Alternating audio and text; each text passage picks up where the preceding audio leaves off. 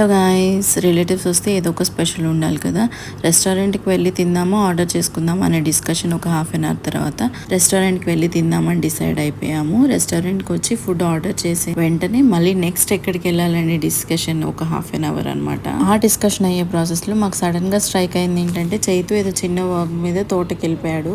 So మేమందరం కూడా అక్కడికే వెళ్ళిపోయాము. చైతు ఇంకా అందరిని అక్కడికి వచ్చేసేయమన్నాడు అనమాట. సో అందరం కలిసి వెళ్ళిపోయాము అక్కడికి. ఫుల్ ఎంజాయ్ చేసాము. మోర్ దెన్ హాఫ్ డే అక్కడ ఉన్నాం అనమాట. కరెక్ట్గా లంచ్ తినేసి బయలుదేరాం కదా, ఎండగా ఉంటుందేమో అనుకున్నాము. కానీ అక్కడికి వెళ్ళేసరికి మాకు ఏమంత ఎండగా అనిపించలేదు. ఆర్ మేబీ మా ఎంజాయ్మెంట్లో తెలియలేదేమో మాకు. బేసికల్గా మేము అంత రెగ్యులర్గా టచ్లో ఉన్నాం అనమాట. తమ్ముళ్ళతోటి చెల్లెలతోటి ఎప్పుడో ఒకసారి మాట్లాడుకుంటాము, కానీ కలిస్తే మాత్రం ఫుల్ రచ్చరచ్చ చేసేస్తాము. చాలా ఎంజాయ్ చేస్తాము.